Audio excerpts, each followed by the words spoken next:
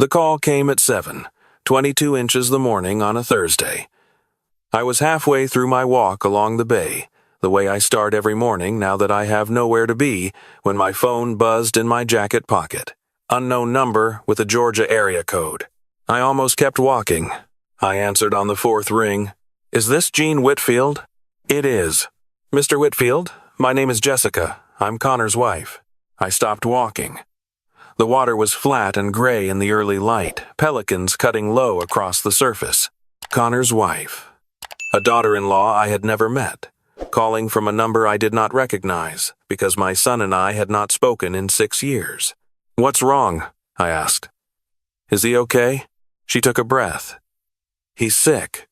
He's been sick for a while, but we kept hoping it would get better on its own, and it didn't. The doctors are saying he needs a stem cell transplant. They've been searching for a compatible donor and nothing has come up in the registry." "What does he have?" "Aplastic anemia. His bone marrow stopped producing healthy blood cells. If he doesn't get a transplant in the next few weeks." She stopped, collected herself. "They said biological relatives are the best chance for a match. His mother was tested. She wasn't compatible. I've been tested. Not compatible. They asked about you, and Connor told them not to bother, but Another pause. I went against his wishes. "I'm sorry if that's overstepping." "You did the right thing," I said. "Tell me where he is, and I'll be there by noon." I was in my truck and on the road inside of 20 minutes. Interstate 10 east, then up through Jacksonville and across into Georgia. 5 hours of pine forests and long flat highways and gas stations with hand-lettered signs. I drove faster than I should have, and I did not apologize to myself for it. My name is Gene Whitfield. I am 62 years old. For 24 years, I served in the United States Navy as a Chief Petty Officer, based mostly out of Pensacola, Florida, where I still live in a small house 3 blocks from the water. I retired 8 years ago with a decent pension and a back that had too many opinions about cold weather. Before the divorce, I had a wife named Barbara and a son named Connor. I had a life that looked from the outside exactly like the life I had always wanted. Barb filed for divorce in 2019. She said she had been unhappy for years. She said I was emotionally absent, too structured, too military. She had a list of grievances she had clearly been preparing for some time, and when she presented them in the kitchen on a Tuesday night, I realized I had no good counter-argument for any of them. I had spent 24 years prioritizing the Navy over my family, and here was the bill. Connor was 27 at the time, old enough to form his own opinion about what happened. But Barb got to him first. She told him things that were not entirely true, spun the narrative the way she had always been talented at spinning things, and by the time I reached out to my son to give him my side, he had already decided he did not want to hear it. His last text to me came 6 months after the divorce was finalized.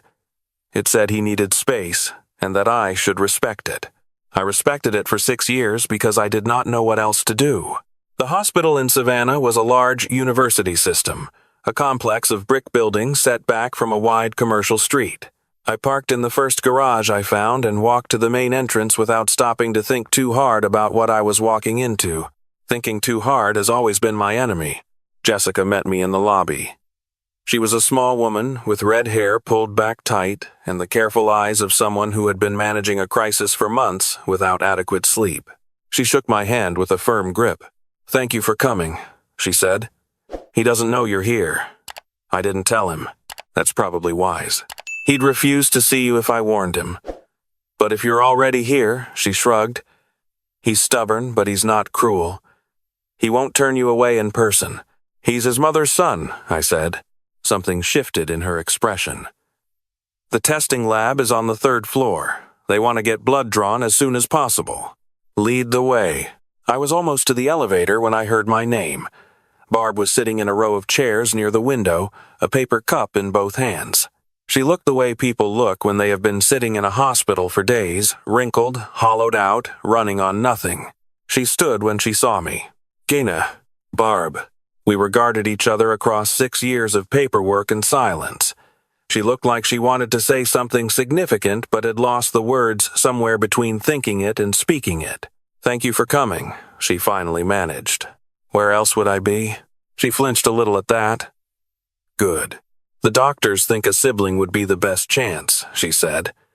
But Connor's an only child, so they need a parent. I was a 2 out of 10 match. They're hoping you'll score higher. They'll find out soon enough, I said. Tired? The transfusions help, but they're not a long-term solution. Her voice thinned. He's fighting. You know how he is. I did know how he was. I knew exactly how he was. I had watched him fight through a broken collarbone at 14 and still insist on finishing the baseball season. He had his mother's stubbornness and my threshold for pain, and the combination had never been entirely convenient. I'll go get tested, I said. We can talk later. I walked toward the elevator without waiting to see her expression. The testing took most of the morning. Blood draws, a cheek swab, a detailed medical history questionnaire administered by a technician who made careful notes without making eye contact. The hematologist, a measured man named Dr. Rashid Ballantyne, explained the process in clear language and told me preliminary results would be back within a few hours. He thanked me for coming in, and I could tell he meant it. I spent those hours in a waiting area on the 3rd floor, drinking bad coffee from a vending machine and watching people come and go. Jessica brought me a sandwich from the cafeteria that I mostly did not eat. She sat with me for a while, telling me about Connor without seeming to realize she was telling me about Connor the way he had started taking his son fishing on Sunday mornings, the night class in graphic design he had picked up 2 years ago, the way he still watched old boxing matches, the way he used to watch them with me when he was a kid. He doesn't talk about you much, she said carefully. But when he does, it's not what his mother says it is. I want you to know that. What does his mother say it is? She looked at her hands. She says you checked out. Emotionally. That you were always somewhere else, even when you were standing right there. There's some truth in that, I said. The Navy doesn't train you to talk about your feelings. It trains you to get the job done. I was better at the job than I was at everything else. Most men are. That's not an excuse. No, she agreed. But it's a reason. There's a difference. Dr. Ballantyne found me just after 2 in the afternoon. He was not alone. There was a woman with him I had not met, introduced as Doctor, Cynthia Voss from the genetics department, and another man who turned out to be the head of the transplant program.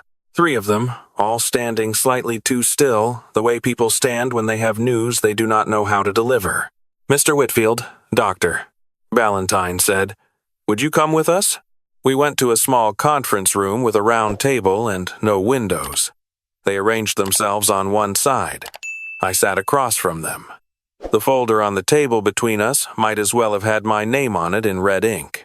We ran the compatibility panel 3 times, Dr. Ballantyne said, and we sent 1 sample to an outside lab as a control. The results are consistent. Am I a match? That's what we need to talk about. He folded his hands on the table. Mr. Whitfield, the test results show no biological relationship between you and Connor. I heard the words. My brain received them. It took several seconds before they arranged themselves into meaning. What? There is no paternal DNA link between you and your son. We ran the full panel. The markers are not there. That's not possible. I was there when he was born. I held him in the delivery room. Doctor. Voss leaned forward, her voice careful and precise. We understand how difficult this is to hear, but the science is unambiguous. Connor is not your biological son. The room did not spin the way it does in movies. It went very quiet instead. A deep, pressurized quiet, like being underwater. Then who is? We don't know. That would require testing other potential candidates. I stared at the folder.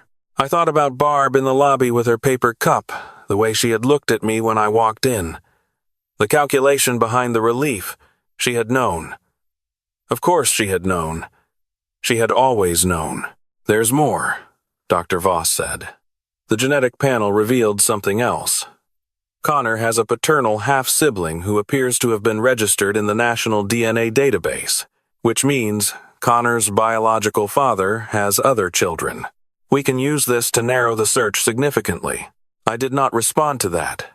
I was still somewhere in the first piece of information, still trying to find the bottom of it. "Mr. Whitfield," Dr. Ballantyne said, "I know this is a shock. Take whatever time you need.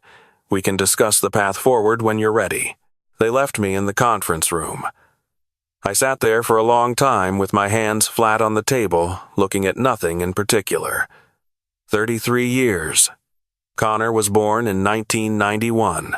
I had driven to the hospital at 3 in the morning because Barb's water broke, and I had run 2 red lights and told her terrible jokes the whole way to keep her calm, and I had been the first person to hold that baby when he came into the world. Conrad Thomas Whitfield, after my father and my grandfather. I had carried him home from the hospital in a car seat I had installed and reinstalled 4 times because I kept second-guessing myself. None of it was real, except that it was. Every moment of it was real. That was the part I could not reconcile. The biology was wrong, but every single moment I remembered was true. I found Barb in the cafeteria. She was at a corner table by herself, and when she looked up and saw my face, she knew. I watched her figure it out in real time. The way the color left her face, the way her hands went still. I sat down across from her without being invited. "How long?" I said. "Gain. How long have you known?" She looked out the window at the parking garage. "Since before he was born." I had prepared myself for that answer, and it still hit me like something physical. "Who is he?" "It was one person. I want you to know that." "It wasn't." She stopped. Started over. "His name is Dale Sutton. He was my supervisor at Coastal Insurance when I was working there in 91. It was before we got married. We were engaged and You were engaged to me." "I know." Her voice was very quiet. "I know, Jean. I ended it before the wedding. I told myself it didn't matter because it was over and you'd never know and it would never affect anything." "Except it affected everything," I said. "It affected 33 years of my life." She did not argue with that. She could not. "When did you know Connor was his?" "Before the birth." Her hands were shaking slightly. "I knew from the timing. I told myself, I kept telling myself there was a chance I was wrong, that you could be the father. But I knew. So you let me raise another man's son." "He became your son," she said, her voice breaking. "He is your son. That's not nothing, Jean. That's 33 years of your life together. Which you nearly destroyed," I said, "by spending 6 years turning him against me." She said nothing. "Find Dale Sutton," I said. "Today. Use whatever you need to use. Find him and tell him what's happening. Because his son is dying upstairs, and you are the only person who can fix that." I stood and walked out of the cafeteria without waiting to hear what she said.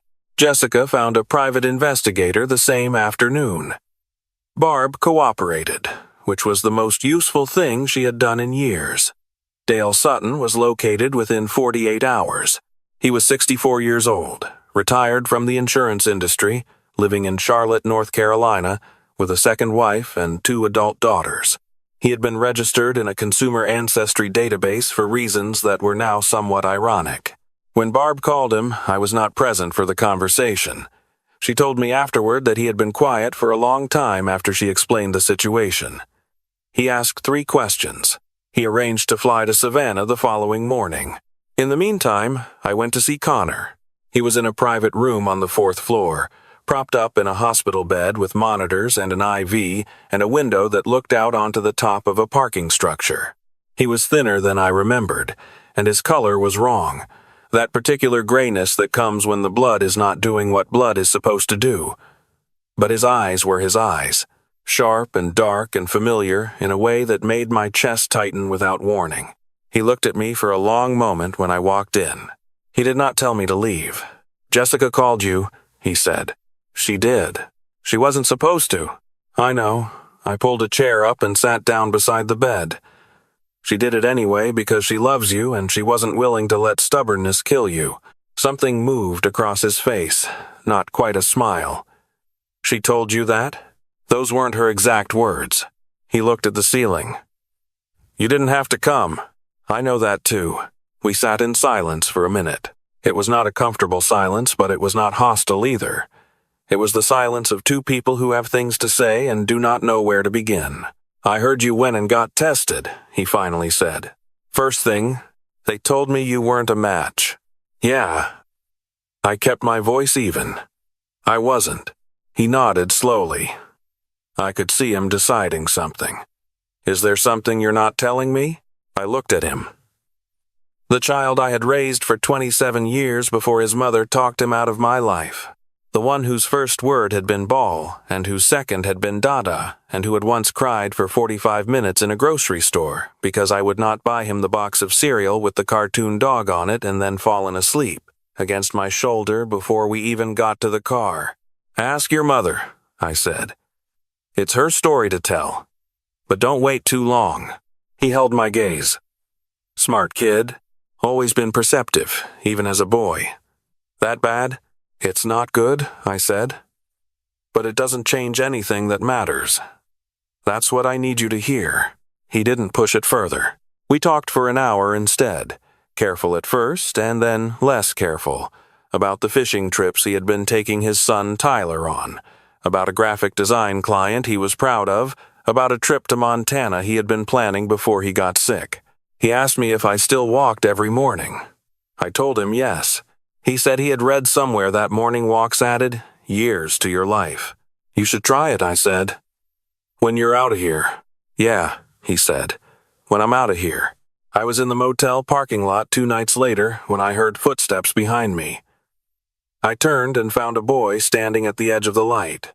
13 years old, already with the easy athletic build of someone who would be tall, with his father's dark eyes and a look on his face that was trying very hard to be casual and not quite succeeding. "Your Grandpa Gene," he said. "Tyler." "I took an Uber. Don't tell my mom." I looked at this kid. My grandson, except that now the word had been complicated in ways I had not yet fully processed. He was watching me with the measuring look of someone who had been thinking through a problem and had come to a conclusion and was now checking whether the conclusion was going to hold up. "You can come in," I said. He sat on the edge of the bed in my motel room, hands between his knees, looking at the carpet. He had his mother's coloring, but something in the set of his jaw was Connor's completely. It occurred to me that I had never met this boy in person before tonight. His entire life had taken place during the years I was not allowed to be part of the family. "My dad told me some stuff," he said, "after Mom made my grandma come clean about the DNA test." "Okay." "He told me that the test said you're not his biological father." He looked up. "Is that true?" "Yes." Tyler nodded, processing this. "So, technically, I guess that makes you not my biological grandfather." "Technically," I agreed. "But you're still my grandfather," he said. It was not a question. "I mean, that's how I see it. I wanted you to know that." I did not trust my voice for a moment. I looked at this boy who had grown up without me because of choices that were never his to make, and I thought about all the Sunday mornings I had missed, all the fish he had caught that I had not been there to see. "I appreciate that," I said, when I was sure I could say it steadily. "Dad is really mad," Tyler said. "At Grandma Barb. Like, really mad. I've never seen him like that. He has a right to be." He's also Tyler paused, choosing his words with care. "He told me that when he found out, his first thought was he needed to call you, not Mom. You. He said he wanted to hear your voice." There it was, 6 years of silence, and that was what was on the other side of it. I sat in a chair across from my grandson, and I breathed slowly and I let that land. "He didn't actually call," Tyler added. "No, he's stubborn. He comes by it honestly," I said, "on both sides." Tyler almost smiled. "He'll come around. He talks about you more than he realizes. He thinks he doesn't, but he does." He straightened up, squaring his shoulders in a gesture that was so purely Connor at 13 that it stopped my heart. "I'm going to make sure he does. I just wanted you to know that." Dale Sutton was a compact man with gray at his temples and a handshake like someone who had spent a career in sales. He came to the hospital without protest, without lawyers, without conditions. He told the medical team he would do whatever was needed, and he meant it. The testing took most of his first day. Dr. Ballantyne called a meeting the following morning with all parties present, which made for the most uncomfortable room I had ever sat in. Barb on one end, Dale on the other. Me somewhere in between, because no one had figured out where I was supposed to be in this new configuration. "Mr. Sutton, doctor," Valentine said, "you're a 7 out of 10 match. That's not perfect, but it's more than sufficient to proceed with the transplant." Dale exhaled. "When can we do it?" "We'll need to begin the preparation protocol immediately. Assuming there are no complications, we're looking at a transplant window in approximately 9 days. Barb was crying, silent tears, not performing them. I thought for a moment that I should say something to her, but I could not figure out what the words would be or what purpose they would serve. After the meeting, Connor found me in the hallway. He had been cleared for short walks, and he was using the time to intercept me before I got to the elevator. He had his IV stand with him. He looked like a man who had not slept and did not care. "Walk with me," he said. We walked slowly toward a window at the end of the corridor that looked out over the river and the low green marshland stretching away from the city. He stood beside me without speaking for a while. "I owe you an apology," he said finally. "Connor, let me get it out." He put one hand on the windowsill. "I believed things about you that I should have questioned. I let her tell me her version without asking for yours. I was 27, and I thought I was being loyal to her, and what I was actually doing was being lazy, letting someone else do my thinking for me." He paused. "That's on me, not her, me." "You were in a hard position," I said. "So were you." He turned to look at me. "She kept you from me for 6 years, Dad. She kept you from Tyler his whole life. I'm not going to pretend that's something you just get over." The word landed differently now. "Dad," from a man who was not, by any scientific definition, my son. From a man I had raised and taught and argued with and been proud of every single day for 27 years before a divorce and a series of lies carved all of it away. "I'm not asking you to get over it," he said. "I'm asking you to not let it be the end." I looked out at the river. There was a container ship moving slowly in the distance, heading toward the port. "You think I drove 5 hours and got blood drawn and sat through the worst 2 weeks of my life so it could be the end?" He was quiet for a moment. "No," he said. Dale Sutton donated his stem cells 9 days later. The procedure was efficient and without complication. The transplant went in the following morning. Connor was moved to isolation while they waited to see whether his bone marrow would accept the new cells and begin producing what it was supposed to produce. It took 12 days. On the 12th day, Dr. Ballantyne walked into the waiting room where Jessica and Tyler and I had been doing crossword puzzles to keep from losing our minds, and he said the words we had been waiting to hear. The markers were moving in the right direction. The transplant was taking. Jessica cried. Tyler said something under his breath that I was fairly sure was a curse word he did not want me to hear. I sat very still and felt something large and knotted inside my chest begin, very slowly, to loosen. Dale had left 2 days after the donation. He came to say goodbye to me in the parking lot, which I thought was a reasonable thing for him to do and also slightly absurd. 2 old men standing between parked cars, trying to navigate a conversation that had no established etiquette. "I didn't know," he said. "I want you to know that. She never told me. I believe you." He looked toward the hospital entrance. "He's a good man.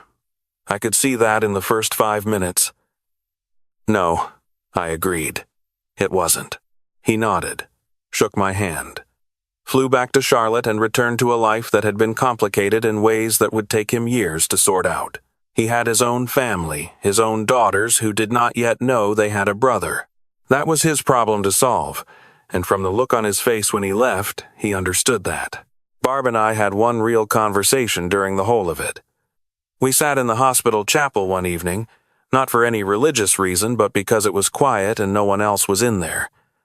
She talked for a long time, about being 25 and scared and making a choice she could not unmake, about telling herself for 30 years that the lie did not matter because Connor was loved and taken care of and growing into a good person, about the divorce and the fear that if she lost me she might also lose Connor, and the terrible, panicked logic that had led her to try to keep him in her corner by any means available. I listened. I did not tell her she was forgiven because I was not there yet. But I understood it better by the end of the conversation than I had before it started, and understanding is not nothing. I'm not going to fight whatever he decides, she said, meaning Connor and his choices about where I fit in his life going forward. You should know that. Good, I said. And that was that. The custody situation, such as it was, did not require a court to decide it. Connor was 33 years old. He could see whoever he wanted to see. The practical arrangements sorted themselves out over the following months with less drama than I had expected. I drove up from Pensacola once a month to Savannah. Tyler and I started texting, then calling. He sent me a photo of a bass he caught on a Sunday morning, the biggest one of his life so far, and I put it as the background on my phone and left it there. Connor recovered the way the doctors said he would. Slowly, then all at once. By spring, he was back at work, part-time. By summer, he was hiking again, short trails at first, then longer ones. He sent me a photo from a trail outside Savannah. Nothing dramatic, just trees and a dirt path and light coming through the canopy. He wrote under it, "Thought you'd appreciate this." I did. The question of biology came up only once, directly, between Connor and me. We were sitting on the dock behind a rented lake house where we had taken Tyler for a weekend, the three of us, the first real trip we had managed. It was evening. Tyler had gone inside. The water was still and the frogs were going. "Does it bother you?" Connor asked. Knowing? I thought about it seriously. Some days. Less than I expected. "It doesn't change anything for me," he said. "I want you to know that. Dale saved my life. I'm grateful to him. But he's not. He searched for the word. He's not my father. You're my father. You were there. I was there when you were small," I said.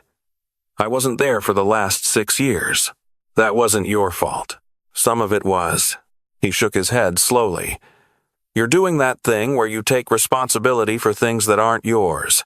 And you're doing that thing where you let people off the hook too easily." He laughed. A real laugh, surprised out of him. It was the first time I had heard him laugh in 6 years, and it sounded exactly the same as it always had. "God, you're annoying," he said. "You've thought that since you were 16. Since I was 10, actually." We sat there while the light went off the water and the frogs got louder. Tyler appeared in the doorway of the lake house with a bag of chips and a question about whether we wanted anything from inside. We told him no. He went back in. "I want to make up the time," Connor said.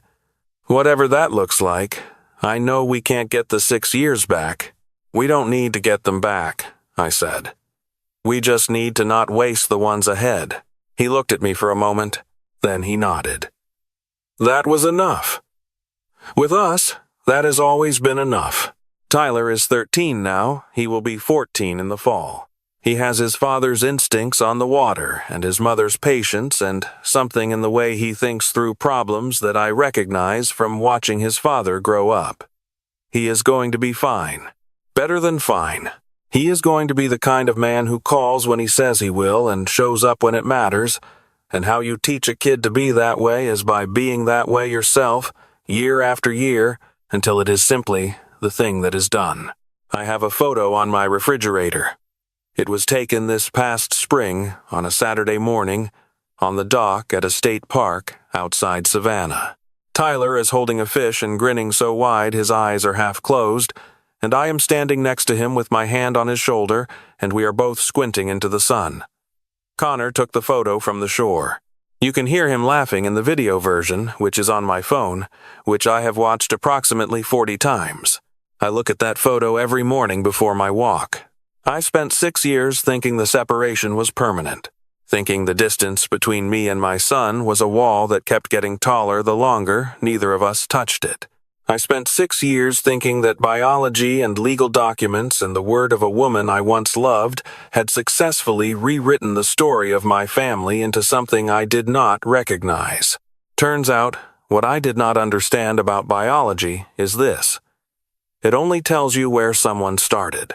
It tells you exactly nothing about where they end up or who they become or who they choose to love. That is built. It is built day by day, year by year, From the material of ordinary life, from drives to school and arguments at the dinner table and hospital waiting rooms and fish caught at sunrise and things left unsaid for too long until they finally get said, Dale Sutton gave Connor his life. Twice, once 33 years ago and once in a hospital in Savannah. I am grateful for that in a way I could not have predicted and still struggle to fully articulate. But the life Connor has built, the man he is, the father he has become, that is not Dale's work. That is the work of all those years, most of them mine, some of them his mother's, and in the end, most of all, his own. My son called me last Sunday. We talked for an hour about nothing in particular, a project he was designing, a problem Tyler was having with a teacher, something Barb had said at a recent birthday party that had made both of them laugh. Before we hung up, he said what he always says now, quietly, without making a production of it. Love you, Dad. Love you too, son. If you've stayed with me this long, I want to ask you something. What is it, really, that makes a family? Is it the DNA in a folder in a conference room? Is it the name on a birth certificate or the signature on a legal document? Or is it something you build, something you show up for, something that survives the distance and the silence and the lies and comes out the other side changed but intact? I know what my answer is. I found it in a hospital room in Savannah and on a dock at sunrise and on my refrigerator in a photograph where I am standing next to my grandson in the light. Tell me yours. What does family mean to you, the family you were given, or the family you chose, or the family that chose you back when they were finally old enough to make that choice for themselves? Share this if it meant something to you. Subscribe to the channel if you want more stories like this one. New ones every week, real people, impossible situations, and the things that hold us together when everything else falls apart. I will see you in the next one.